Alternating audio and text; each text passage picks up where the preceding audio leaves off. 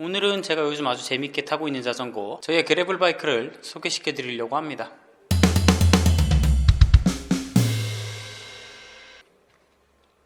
안녕하세요, 홈메케닉 에이포스입니다. 이 자전거는 제가 3월 말쯤에 중고로 프레임을 구입한 다음에 파츠들을 모아서 조립했는데 지금 거의 반년 가까이 타고 있습니다. 조립한 컨셉은 처음엔 오프로드 그래블이라고 했는데 점점 어드벤처 그래블로 자리 잡혀가고 있는 것 같습니다. 스펙들을 좀 살펴볼게요. 제일 먼저 봐야 될 건 당연히 프레임이겠죠. 하로바이크의 2000년식 26인치 XC 프레임인 웰스 XCR입니다. 2000년도 당시에는 알루미늄 자전거들이 내구성을 홍보하기 위해서 지르코늄이나 스칸디움 같은 이런 휘토류 합금 알루미늄들을 많이 유행했었어요. 얘를 제가 정확히 알지는 못하지만 얘도 그러한 종류 중에 하나라는 거는 확실하게 알고 있습니다. 그래서 알루미늄도 6000번대가 아니라 7000번대입니다. 사이즈는 15.5인치고 요 샥은 마니또 매그넘 R인데 사실 지금 반쯤 죽었습니다. 다음은 구동계입니다.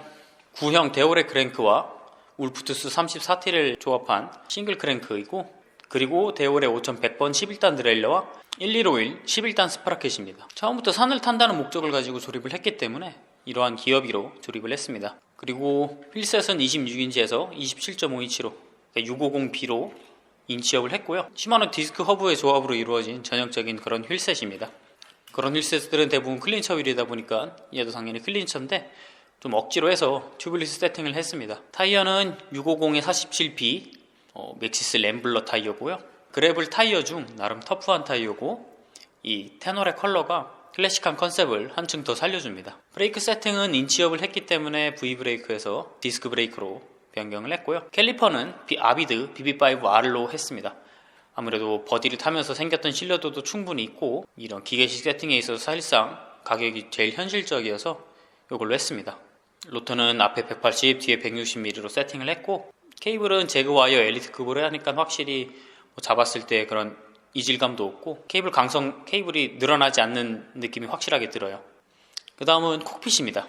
개인적인 취향 때문에 스템은 좀 길게 뺐습니다. 집 서비스 코스 스템에 핸들바는 라이드파르의 에어로 그래블 알로이 420mm로 세팅을 했는데, 이전에도 광고 영상 올렸었죠. 리치나 드롭 같은 포지션도 딱 제 취향에 맞습니다. 그리고 브레이크 레버는 TRP의 RRL 기계식 레버입니다. 엄청 이쁘고 엄청 편합니다. 제가 만져본 기계식 레버 중에서는 제일 편합니다. 10부터는 데오레 5100번 11단과 울프투스 아이스백 EV 클램프를 조합해서 여기 탑 쪽에 달아놨습니다.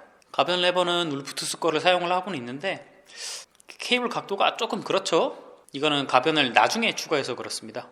이걸 나중에 추가하는 바람에 이렇게 좀 안 이쁘게 좀 억지로 장착을 했습니다.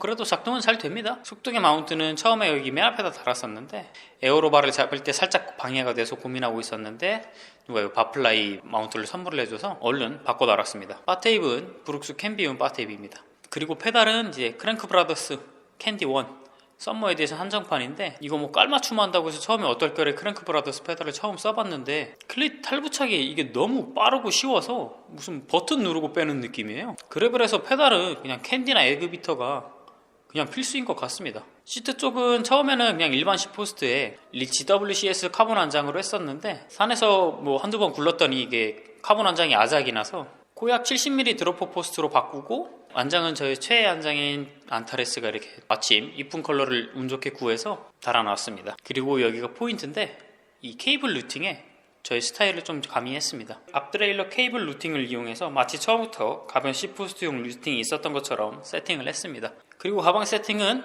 프로 탑튜브랑 프레임백, 브룩스 핸들바백을 평소에 쓰고요. 패킹을 할 때에는 오르트립 클래식 백롤러 20mm 가방을 겁니다. 프론트렉은 미노우라의 MT4000 FS 렉인데요. 국내에서 구할 수 있는 렉 중에 QR이랑 V브레이크 피벗을 이용해서 거는 렉으로는 거의 유일하지 않을까 싶습니다. 원래는 V브레이크 암 위에다가 거는 건데 저는 V브레이크를 따로 쓰지 않으니까 피벗에다가 바로 맞는 규격의 볼트로 장착을 했습니다. 아시는 분들도 있겠지만 제 대부분의 자전거들은 지용 기체의 이름과 컨셉을 차용해 오는데, 이번 자전거는 아무래도 즈다가 맞는 것 같습니다. 색은 나름 파란색이니까 얼추 맞다고 할 수도 있고, 무엇보다 양산하지 못한 초기의 고성능 시험기, 이러한 컨셉이 정말 잘 들어맞는 것 같습니다.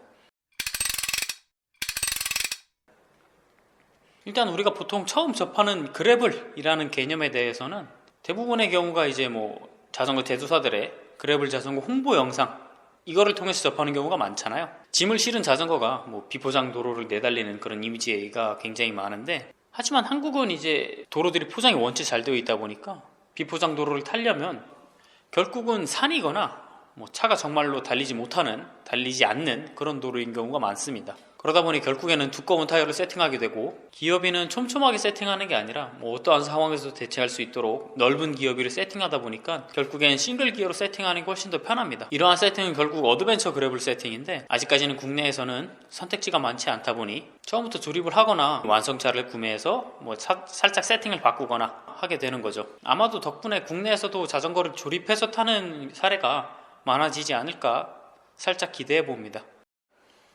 그리고 포크는 잘 모르겠습니다. 핸들에서 오는 잔진동이야 당연히 잘 잡아주는데, 사실 이거를 해결할 수 있는 방법은 뭐 다른 방법으로도 많이 있기 때문에 그거를 위해서 포크를 단다라는 거는 그리 합리적으로 보이지는 않습니다. 마지막으로는 이제 가변시 포스트에 대해서 말씀을 드릴 건데, 장단점 같은 거는 뭐 너무 잘 알려져 있어서 선택하는 게 그리 어렵진 않으실 텐데, 제가 확실하게 말씀드릴 수 있는 건 뭐 산이나 임도같이 이렇게 경사가 있는 곳을 라이딩을 하실 예정이시고 경량화에 큰 뜻이 없다면 뭐 다는 게 뭐 무조건 좋다고는 말씀 못 드려도 다는 게 무조건 편한 건 사실입니다. 지금까지 이야기가 정리가 안 돼서 마지막에 결론을 내자면, 국내에서 그래블로 오프로드를 탈 거면 세팅도 여지없이 그냥 오프로드로 세팅을 해야 됩니다. 오늘 제가 준비한 순서는 여기까지입니다. 아무래도 영상이 좀 길게 나왔을 것 같은데 긴 영상 시청해 주셔서 감사드리고요. 영상이나 영상 외에 자전거에 관련해서 궁금한 점이 있으시면 언제든지 댓글로 남겨주세요. 지금까지 홈미케닉 에이포스였습니다. 감사합니다.